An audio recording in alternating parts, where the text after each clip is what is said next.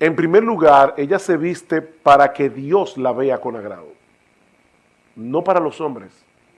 Y de paso, déjenme decir algo, si conozco un poquitico de la psicología femenina, lo increíble es que las mujeres no siempre se visten para los hombres, se visten para las otras mujeres. Pero el punto es que ni es ni para los hombres ni para las mujeres, es para Dios. O sea, es que yo tengo que tomar en cuenta qué impacto yo puedo tener, porque ¿cómo puede ser que yo vaya a la iglesia o esté en la calle y yo provoque que alguien peque contra el Dios al que yo digo temer? Eso debe llenarme de temor. O sea, a una mujer debe llenarla de temor. Wow, que por mi cuerpo yo lleve a una persona a pecar contra ese Dios al que yo le temo, cuando yo lo que debo desear es que los demás le teman a Dios como yo le temo. Entonces, una mujer debe pararse en el espejo y decir, ok, claramente está cubriendo esto mi cuerpo, porque desde que Adán y Eva pecaron, Dios está cubriendo a la mujer y Satanás está tratando de desvestirla desde el principio. O sea, fíjense cómo Adán y Eva pecan y ¿qué hace Eva? Se pone un bikini de hojas, pero en un bikini. Y Dios le dice, no, olvídate del bikini, es una túnica. Y la palabra túnica que aparece allí es una túnica en el hebreo que va desde el cuello hasta más abajo de las rodillas. Es que cubre el cuerpo. No es que yo ahora quiero, o sea, que hay que coger un centímetro y ver. El punto es que debe cubrir las partes privadas de la mujer.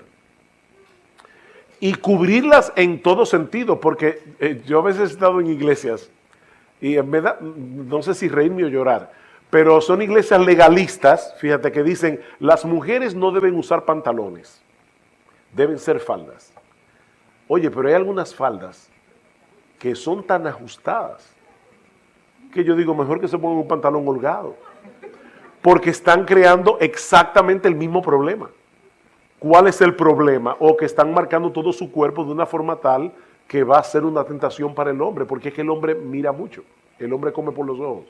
Entonces, en ese sentido, lo que Pablo está diciendo es, la mujer debe vestirse con pudor, y la palabra allí es, debe sentirse con sentido de vergüenza, esa era la palabra que estaba buscando.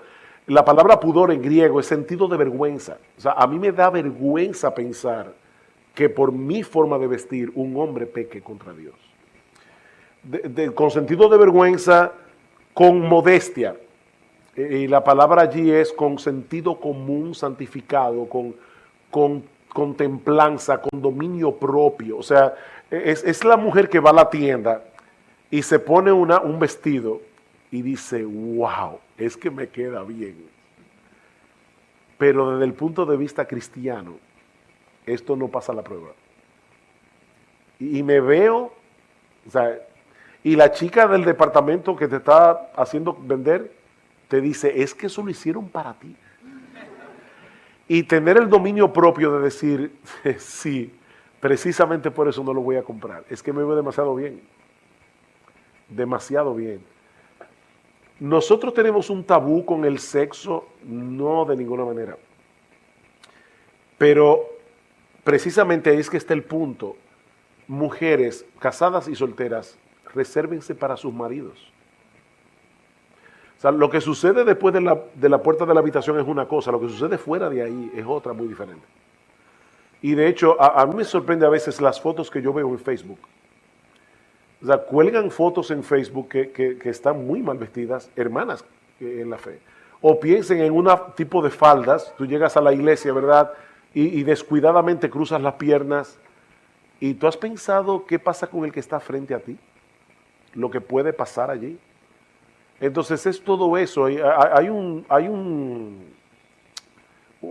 folletito sobre la modestia en el vestir que hicieron unas hermanas. Y yo creo que después tú adaptaste algo, el de Caroline Mahaney. ¿Dónde se puede conseguir eso? Porque yo lo tengo en mi computadora y pudiera dejárselo a David. Bueno, en el blog de Caroline Mahaney. Ella da tantos detalles para las mujeres que son increíbles. O sea, ellos pensaron en casi todo, hasta el punto de, no te pongas una cartera, y esto puede sonar legalista, pero otra vez volvemos al punto de que es un problema del corazón. no te pongas una cartera terciada con la correa aquí, porque probablemente te va a marcar todo el busto. Y otra vez una mujer dice, ay, pero ustedes los hombres son unos monstruos. No, es que Dios nos hizo así. Es que el hombre lo que ve lo impacta. Entonces, aún hasta ese tipo de detalles, tener cuidado. Ahora, déjenme hablar a los hombres un momentito aquí. Hermanos varones, cuiden a sus esposas, cuiden a sus hijas. Porque, ¿qué pasa con nosotros muchas veces? Yo veo a mis hijas, yo tengo 2 hijas, ¿verdad? Y yo veo a mis hijas con un ojo muy diferente a como los demás hombres la ven, porque son mis hijas. O sea, yo puedo abrazar a mis hijas, sentar a mis hijas en la pierna, pero son mis hijas. Entonces, yo veo a mis hijas vestidas de cierta manera y yo tengo que tratar de ponerme en los ojos de otro hombre que le está viendo y decirle, no, mi amor, no salgas a la calle así. No salgas así porque no estás bien vestida. Y a las esposas por igual, o sea, sean guardianes de sus esposas.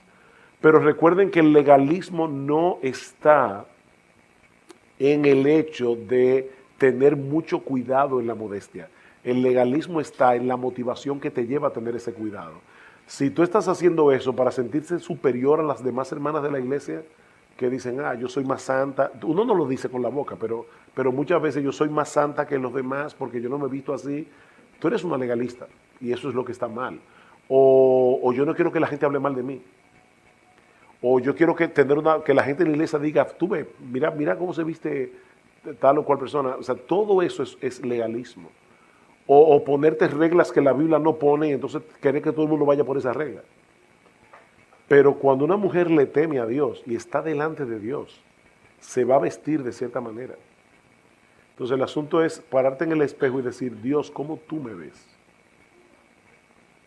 Ahí es que está el punto. Vístete como una mujer temerosa de Dios. Es el contexto que dice Pablo. Otro argumento que yo digo mucho es que ahora en las tiendas no se consigue nada. Mira, busca y vas a conseguir algo. Aunque tengas que comprarlo 2 tallas más grandes. Porque ahora tú puedes ser small, ¿verdad? ¿Aquí se le dice small o cómo lo dicen? Tú puedes ser talla pequeña, pero las tallas pequeñas las están haciendo tan pequeñas que no encaja con tu cuerpo. Entonces vas a tener que comprar probablemente una talla medium o, ¿cómo se dice? Mediano, ok, son pequeños, mediano, grandes. Tal vez vas a tener que comprar la mediana. Porque ya definitivamente los modistos no tienen modestia. O sea, a ellos no les importa eso. Y saben, hermanos, lo que de verdad a mí me llama mucho la atención, que en ese renglón los impíos muchas veces son más sinceros que los cristianos. Tú oyes los anuncios y tú dices, ellos saben lo que están haciendo. Todos los ojos estarán sobre ti. Entonces ellos te están diciendo claramente para qué fue yo diseñaron la ropa. Era para que todos los ojos estén sobre ti. Pero ¿es eso lo que tú quieres? Ahora, déjenme poner un balance aquí. Pero el balance no está entre la modestia y la inmodestia. O sea, no es, como yo no quiero ser legalista, voy a ser inmodesta. No, el balance está en lo siguiente. Una mujer también puede decir, tú ves, por eso yo no me preocupo de mi vestido. Y entonces andan muy desaliñadas. Y yo no creo que eso tampoco sea piadoso, por muchas razones. Yo creo que cuando nosotros vemos a una mujer que porque profesa ser cristiana se ve descuidada, eso no habla bien del evangelio. De hecho, déjenme decirles algo, hermanas, para que se sientan tranquilas. Pablo dice, asimismo que las mujeres se atavíen de ropa decorosa. Lo interesante es que la palabra atavío que aparece allí es la palabra cosmio, que significa adornarse, es de donde viene la palabra cosmético.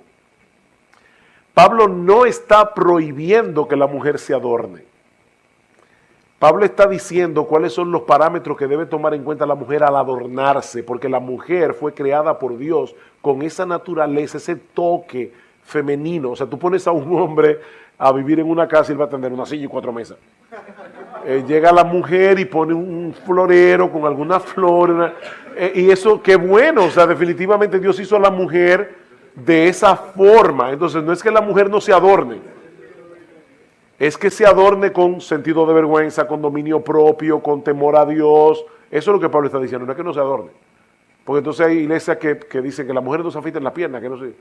O sea, de verdad, yo no creo que Pablo se está metiendo en todo eso. Es el otro extremo. Yo a veces veo mujeres que digo, óyeme, pero es que aún hasta para los maridos se le están poniendo difícil. Debe ser una maestra del bien que enseñen a las más jóvenes, escuchen que, a amar a sus maridos y a sus hijos. Cuando las hermanas más jóvenes te ven a ti, deben aprender de ti a amar a su marido y a sus hijos, a ser prudentes, castas, puras, santas, inocentes, en pensamiento, en acciones, en toda su vida. Tú eres una maestra del bien que debes enseñar a las más jóvenes a ser castas, hermanas. Esta es una época donde la castidad brilla por su ausencia. Y yo te pregunto, ¿alguna vez cuando tú escoges tu ropa, tú piensas en el hecho de que si todas las hermanas de la iglesia se visten como tú, estarían modelando la pureza y la santidad del Señor Jesucristo? Esto no es opcional, mi hermana, tú eres una maestra, pero puedes estar enseñando algo equivocado. Tu ejemplo está enseñándole a otras mujeres, y lamentablemente debo decir, mis amadas hermanas, que el cristianismo ha sido permeado por el mundo en cuanto a la inmodestia de una forma flagrante. Y no pienses, por favor, que eso es legalismo, porque la Biblia dice que las mujeres deben vestirse con pudor y modestia. Entonces, la pregunta es, cuando tú te vistes, tú estás consciente de que tú estás enseñando a otras mujeres con el largo de tu ropa, con lo modesta que te viste, con lo bien que te cubres. Maestras del bien, castas, cuidadosas de su casa, buenas, sujetas a sus maridos. Y oye, que para que la palabra del Señor no sea blasfemada. Wow, hermanas, eso es serio. Esto es serio, muy serio. La palabra de Dios puede llegar a ser blasfemada cuando en una iglesia las hermanas hablan muy bonito, pero se visten y andan y viven exactamente como las mujeres de allá afuera, y no como mujeres que le temen a Dios. Somos imitadores que deben ser dignos de ser imitados. Somos imitadores dignos de ser imitados. Miren, nosotros siempre estamos imitando a alguien, siempre, y siendo de ejemplo para otros. Eso es inevitable. La pregunta es, ¿a quién estás imitando tú? ¿A quién tú imitas? Déjame poner esto de una manera más concreta. Ahora mismo, y esto no es retórico, o sea, estoy haciendo la pregunta para que lo pienses de verdad. Tú podrías pensar ahora mismo en tres o cuatro personas de la iglesia a las cuales tú imitas, porque aunque es una persona imperfecta, no glorificada, es obvio que esa persona trata de imitar a Jesús. Tú puedes pensar en 3, 4 personas que tú conscientemente imitas, porque tú sabes que esa persona o esas personas son imitadores de Jesús. ¿Qué ejemplo tú le estás dando a otros? ¿Eres un creyente al que los demás pueden imitar? Porque en dependencia del Espíritu Santo tú procuras ser imitador de Cristo. Bueno, pastor, yo un ejemplo. Sí. Estos nuevos creyentes de Tesalónica eran seres humanos comunes y corrientes. Y ellos llegaron a ser un ejemplo. Nadie tiene excusa para no ser un ejemplo. Porque de paso, no hay que ser perfecto para ser un ejemplo. No, obviamente, porque si eso es lo que se requiere, ninguno de nosotros podría ser un ejemplo. De hecho, una de las cosas que los creyentes debemos modelar es un espíritu enseñable cuando somos corregidos. Los creyentes que son dignos de ser imitados también pecan y tienen que ser corregidos. Y precisamente se vuelven imitables cuando en medio de la corrección reaccionan correctamente, piadosamente.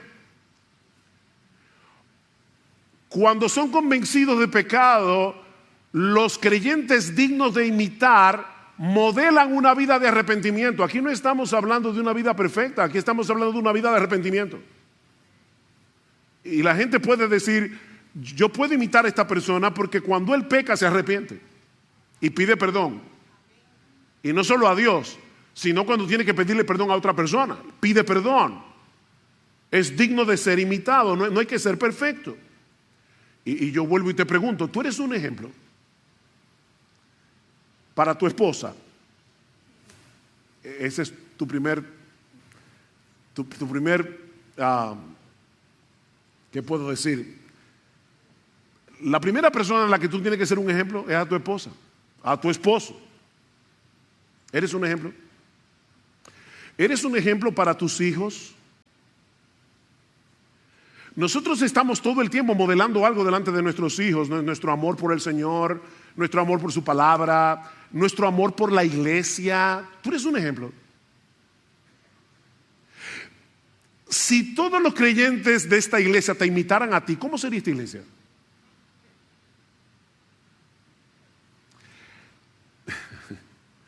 Si todos los creyentes de esta iglesia te imitaran a ti, ¿cómo sería esta iglesia? Ahora, noten que Pablo es bien específico en nuestro texto en las cosas que estos creyentes imitaron de los misioneros y por ende de Jesús. Pablo menciona por lo menos 3 cosas. En primer lugar, en la forma como recibieron la palabra. Dice en el versículo 6, y vosotros vinisteis a ser imitadores de nosotros y del Señor, habiendo recibido la palabra. Habiendo recibido la palabra. Recibir la palabra es mucho más que un mero conocimiento intelectual, es mucho más que al almacenar conocimiento bíblico, almacenar conocimiento teológico. No, recibir la palabra es aceptarla como lo que es, la palabra inspirada de Dios. Esta es la palabra de Dios. Y por lo tanto, es este libro y no ningún otro el que debe modelar nuestras creencias, el que debe modelar nuestra cosmovisión, el que debe moldear nuestra conducta. Este libro, porque es la palabra de Dios. Ellos recibieron la palabra. Noten lo que dice Pablo en el capítulo 2, versículo 13. Por esto también nosotros sin cesar damos gracias a Dios de que cuando recibisteis la palabra de Dios, que oísteis de nosotros, la recibiste, la aceptasteis no como la palabra de hombres, sino como lo que realmente es, la palabra de Dios, la cual también hace su obra en vosotros los que creéis. Ustedes recibieron este mensaje como la palabra de Dios. Estos hombres y mujeres en Tesalónica aprendieron de Pablo y de su equipo misionero a ser imitadores de Jesús en la importancia suprema que Jesús le daba a la Biblia. ¿Oyeron eso? Que Jesús le daba a la Escritura. Él era el Hijo de Dios. Sin embargo, ¿cómo se defendió Jesús? Perdón. ¿Cómo se defendió Jesús en el monte de la tentación? Lo que Cristo dijera en el monte de la tentación hubiera sido palabra de Dios, porque Él es Dios encarnado. Pero ¿cómo se defendió? Escrito está, escrito está, escrito está, citando Deuteronomio. Cristo usó la escritura para defenderse de los ataques del maligno. Escrito está.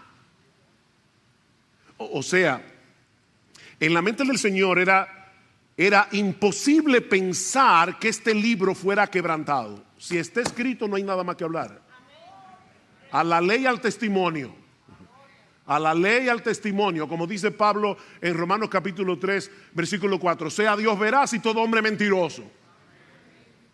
Sea Dios veraz. En Juan 4:34, Cristo le dice a sus discípulos que su comida es hacer la voluntad del que lo envió. Perdón.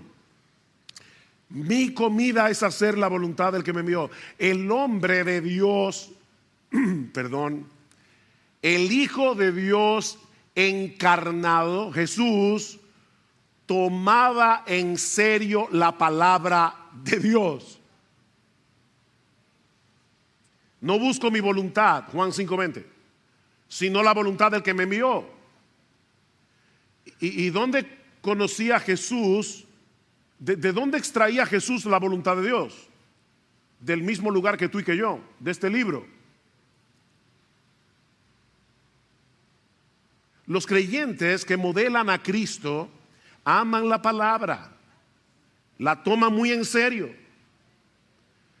Y yo vuelvo y te pregunto, ¿percibe tu esposa, tu esposo, tus hijos, los demás creyentes de esta iglesia, que para ti las escrituras es supremamente importante? Que tú amas la palabra de Dios. ¿Es la Biblia el tribunal supremo que pasa juicio sobre tus creencias, que pasa juicio sobre tu cosmovisión, que pasa juicio sobre tu conducta? ¿O eres tú uno de esos creyentes que vienen a la iglesia con el espíritu de escuchar la predicación pensando eso no es tan así?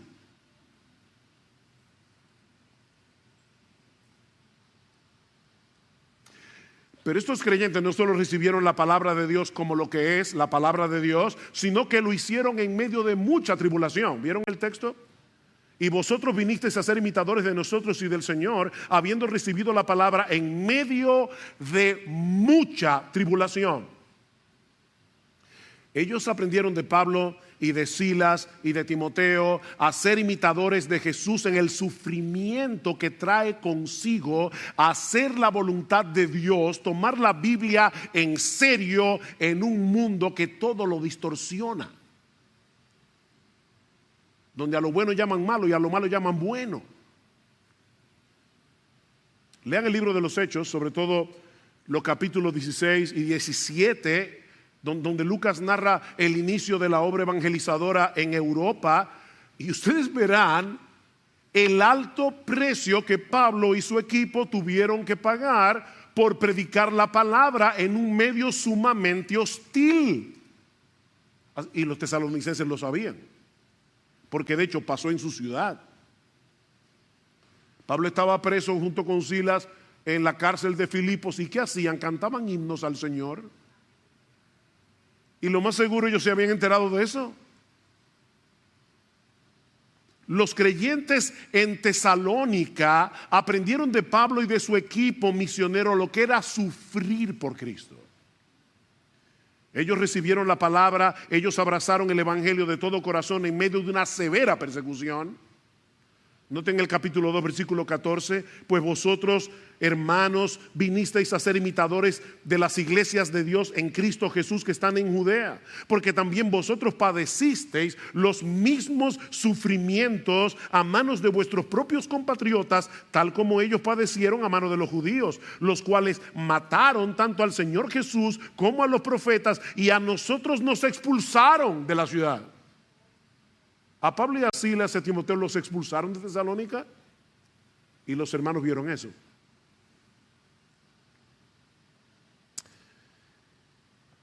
Hermanos, el gozo en el sufrimiento no es natural. Esta no es la alegría que experimentamos cuando todo nos está saliendo bien. No, este gozo es un fruto del Espíritu. ¿Recuerdan Gálatas 5? El fruto del Espíritu es amor, gozo, paz, paciencia, benignidad. Esto es sobrenatural. Esto lo produce el Espíritu de Dios. Estos creyentes fueron discipulados para el sufrimiento. Para el sufrimiento. Por medio del ejemplo de Pablo, Silas y Timoteo. Escribiendo a los Corintios, Pablo menciona el ejemplo de las iglesias de Macedonia, entre las cuales obviamente estaba Tesalónica, que en grande prueba de tribulación, la abundancia de su gozo y su profunda pobreza abundaron en riquezas de su generosidad.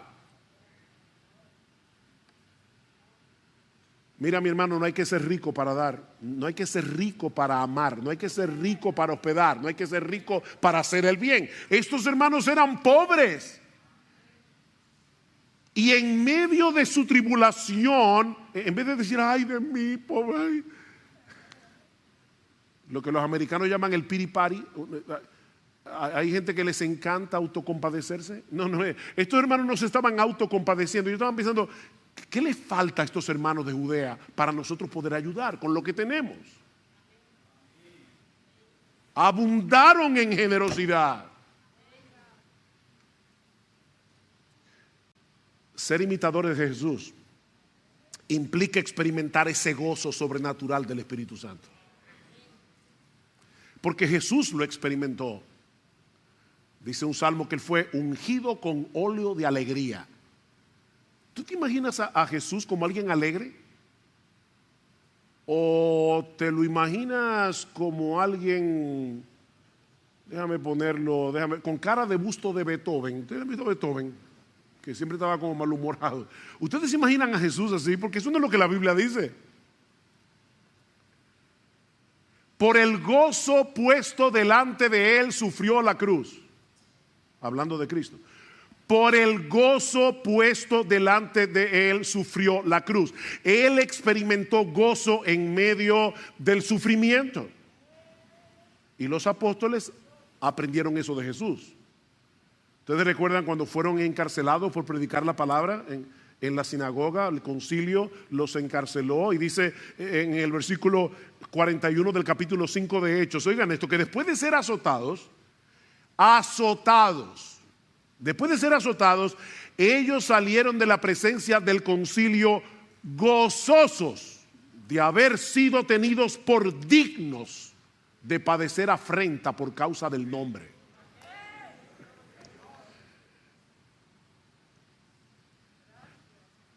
¿Eran masoquistas? ¿Les gustaba sufrir? Por supuesto que no. A ellos les dolían los golpes, igual que a ti y a mí. No, a ellos no les gustaba sufrir. Ellos se gozaban en poder mostrar a los ojos del mundo que Cristo es tan precioso, tan valioso, tan excelso, que todo lo que tengamos que padecer por su causa, bien vale la pena. Ese es el gozo. Bien vale la pena. ¿Alguna vez tú has pensado que tu sufrimiento por causa de Cristo es una oportunidad que Dios te está dando para mostrarle a todo el que te rodea que Jesús es precioso? Tan precioso que vale la pena sufrir por Él. Es una oportunidad. Alguien decía, me encantó esta frase, que el gozo del creyente es la bandera que ondea el castillo de nuestro corazón y que anuncia que el Rey está hoy sentado en su trono. Eso es el gozo del creyente. Mi Rey reina. No es como la reina de Inglaterra. Esa monarquía no hace nada, excepto salir en las revistas. No. Esta no es una monarquía de lujo. Cristo es rey. Él está sentado en su trono. Nuestro Dios reina y nosotros podemos gozarnos en eso.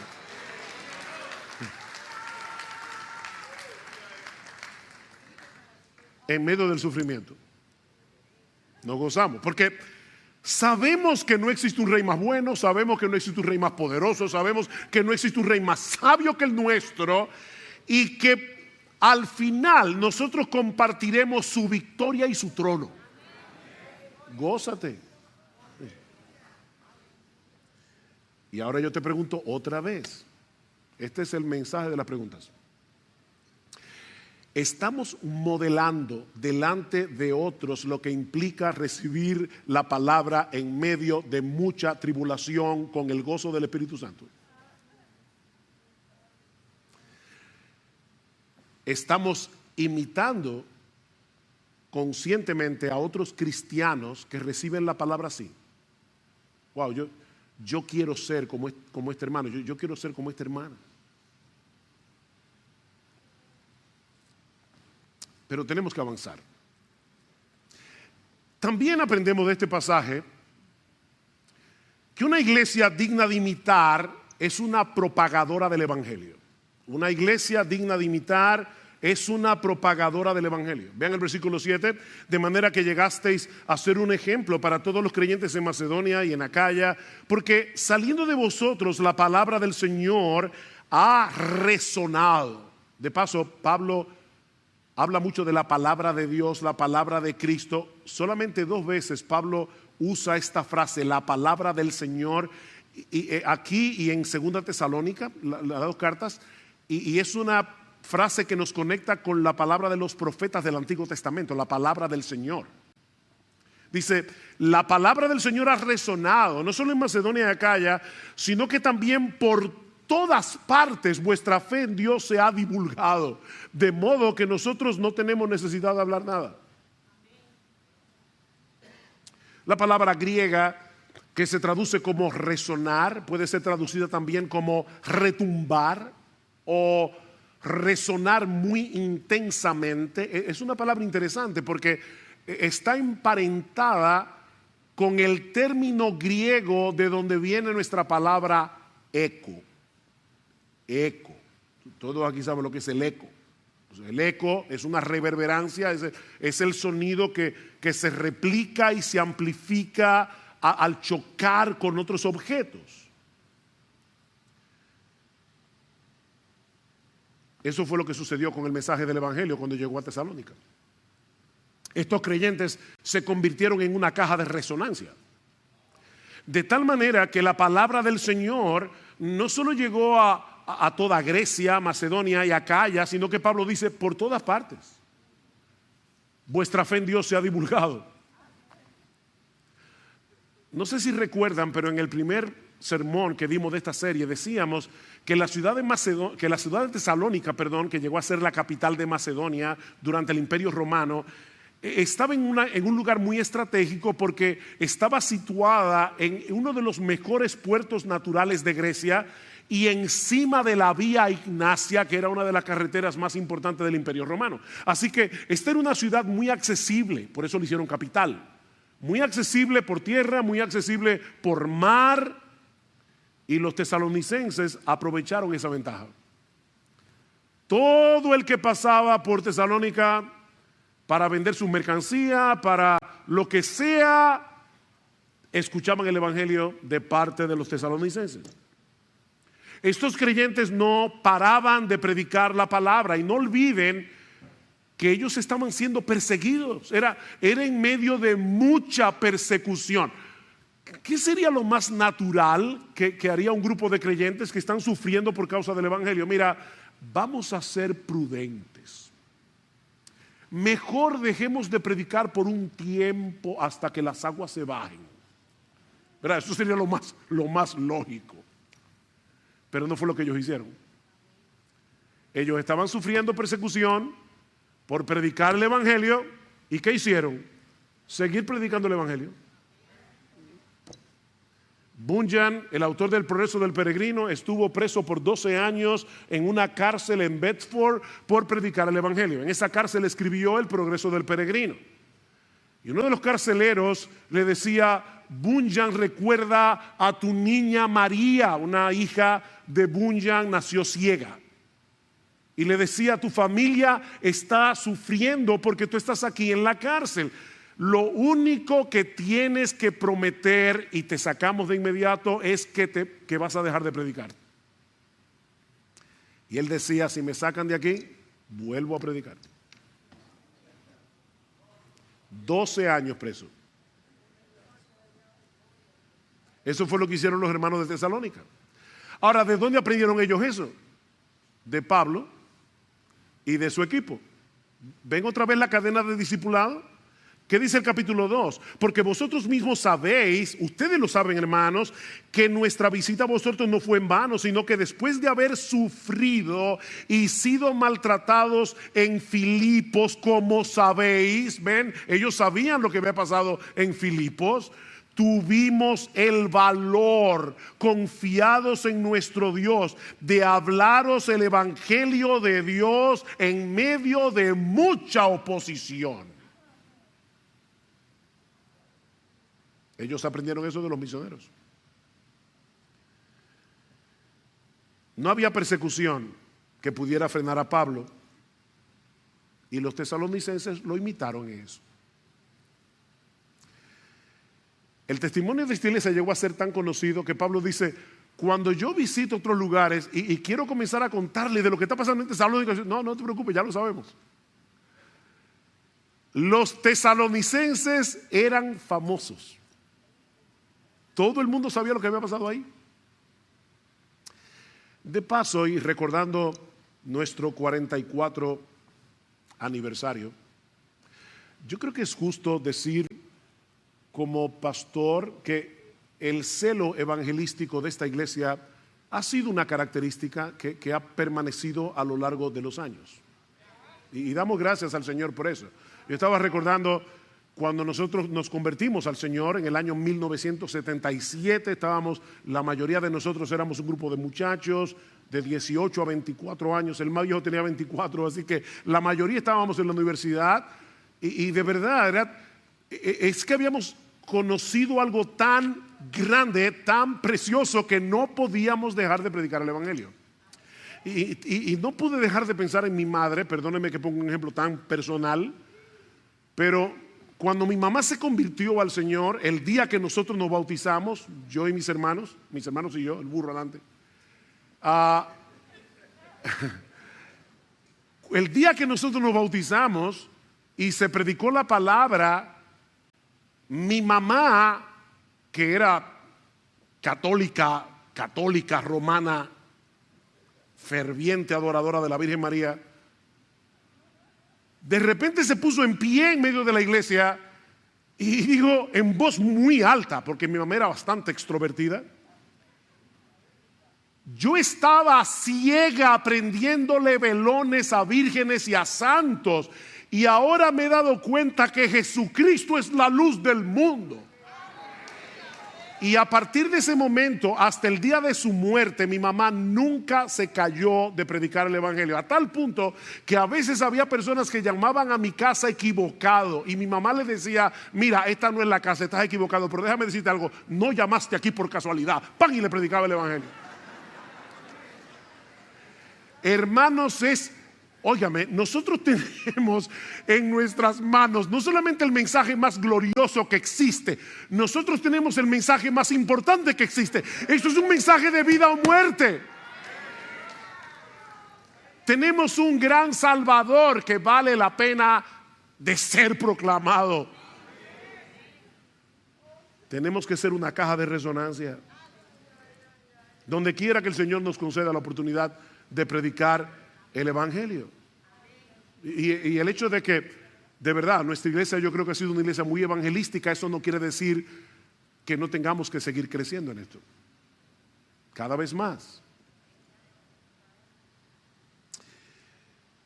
Pero aprendemos también de este pasaje que una iglesia es digna de imitar cuando manifiesta una incuestionable lealtad al único Dios vivo y verdadero.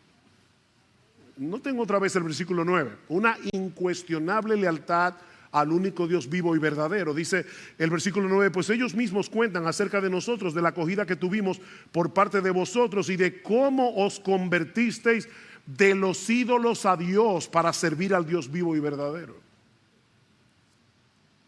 Este es uno de los textos del Nuevo Testamento que mejor describe lo que es la conversión. Esta palabra se convirtieron significa volverse, es cambiar de rumbo. De repente te das cuenta que el camino por el que andas es equivocado, no te va a llevar al fin correcto y das media vuelta para tomar la ruta correcta. Eso es convertirse. Uno de los inventos más geniales de esta época es el GPS. Sobre todo para manejar en Estados Unidos, wow. Qué bueno es tener un GPS. Global Positioning System. O sea, el sistema de posicionamiento global. Un GPS. Cuando uno se equivoca usando el GPS y se mete por la carretera equivocada, hay una voz que sale del aparato que te dice recalculando. Los que han usado GPS saben lo que es. Recalculando la ruta para decirte, te equivocaste, mijo. Lo que hace el Evangelio en nosotros es ponernos un GPS. Y cada vez que nos extraviamos, recalculando. Vas mal. Fue lo que pasó cuando nos convertimos, pero eso sigue pasando. Eso no es una sola vez. Es todo el tiempo. Pablo describe la conversión aquí como un volverse de los ídolos a Dios. Y esta frase es interesante porque literalmente lo que el texto griego dice es: se volvieron hacia Dios desde los ídolos. Eso es lo que dice el texto. Se volvieron hacia Dios desde los ídolos. Durante toda su vida, esta gente había confiado en sus ídolos, esta gente se había refugiado en sus ídolos. Los ídolos dominaban en el primer siglo todos los aspectos de la vida social y política del imperio greco-romano. Todos los aspectos. De manera que volverse de los ídolos a Dios era un cambio radical y que afectaba todo. Dice un comentarista, me llamó la atención, que el hecho de abandonar la idolatría para adorar al único Dios vivo y verdadero habría provocado que los amigos no cristianos se sintieran ofendidos, resentidos o traicionados. De manera similar, los miembros de la familia habrían considerado la negativa a mantener las tradiciones ancestrales como prueba de una horrible falta de preocupación por las responsabilidades familiares. Imagínense cuando de repente dice, bueno, ahora tenemos una cena para Afrodita. Yo no voy. Toda la vida te reúnes con tu familia para adorar a los ídolos que ellos adoraban y que para la familia era algo tan importante. O sea, yo le pedía a Afrodita que te diera hijos. Todo eso era muy importante. Y de repente el creyente dice, lo siento mucho, yo no voy a esa cena. ¿Ven el punto? Están traicionando a la familia, los valores de la familia. Y para colmo, dice este comentarista, se pensaba que la paz ciudadana, el éxito agrícola y no tener que sufrir catástrofes naturales eran cosas que los dioses naturales tenían en sus manos, tradicionales, perdón. Ignorarlos u ofenderlos se veía como algo extremadamente peligroso. De hecho, a los cristianos los acusaban cada vez que venía una peste. Decían, eso es porque los cristianos dejaron de adorar a los ídolos. Eso es Zeus que está molesto, eso es la diosa tal, el dios tal. O sea, hermanos, uno lee tan rápido ahí, se convirtieron de los ídolos a Dios y no está pensando en todo lo que implicaba para esa gente convertirse de los ídolos a Dios. Ellos entendieron que era imposible servir al único Dios vivo y verdadero sin que haya un abandono de los ídolos que antes servíamos. Mira, déjame decirte algo. Nadie puede pretender tener a Cristo en su vida en medio de otros altares. No trates de hacer un hueco en tu corazón, en medio de toda tu idolatría, para meter a Cristo ahí. No. Cristo no acepta eso. Él es único. Seguir a Cristo significa, esto es profundo, seguir a Cristo. Seguir a Cristo es seguir a Cristo y a nadie más. Él no comparte altares, es Él y solo Él. Es por eso que la conversión requiere de una obra previa del Espíritu Santo, porque es imposible renegar de los ídolos en los que habíamos confiado durante toda nuestra vida para confiar ahora únicamente en Jesús. El Espíritu Santo tiene que abrir los ojos de nuestro entendimiento para que veamos a Cristo infinitamente superior, infinitamente más hermoso, infinitamente más deleitoso, infinitamente más confiable que todos nuestros ídolos. Esa es la única manera como podemos cortar con la idolatría en el momento de la conversión y seguir luchando con ella a lo largo de toda nuestra vida. Debemos mantenernos contemplando la hermosura, la gloria, el poder, la confiabilidad de nuestro Señor Jesucristo. ¿Qué dice Juan al final de su primera carta? Que los creyentes sabemos que el Hijo de Dios ha venido y nos ha dado entendimiento para conocer al que es verdadero, y estamos en el verdadero, en su Hijo Jesucristo. Este es el verdadero Dios y la vida eterna. Y ahí mismo dice: hijitos, guardaos de los ídolos. ¿Ven? A creyentes, guárdense de los ídolos. ¿Y cuál es la única manera? Recordar que Jesucristo es el Dios vivo y verdadero, el único. Mis hermanos, si nuestro Dios es el único Dios vivo y verdadero, eso significa que todos los otros dioses están muertos y son una ilusión. Todos los otros dioses. Y por favor, no pienses en la idolatría en términos de una estatua, de un cuadro. No, decía alguien que nuestros ídolos son aquellas cosas con las que contamos para hacer nuestras vidas significativas. Son aquellas cosas de las cuales decimos: yo necesito eso para ser feliz. O si yo no tengo eso, mi vida no vale nada ni significa nada. Ese es tu ídolo. Puede ser la fama, el dinero, el esposo, la esposa, los hijos, los amigos, el entretenimiento, la música, el deporte. Todo eso puede ser un ídolo. La conversión, mi hermano amado, implica un traspaso de lealtad. Tú eres leal a Jesucristo y a nadie más. Leal a Jesucristo, en vez de ser leales a tus ídolos con los cuales estás luchando.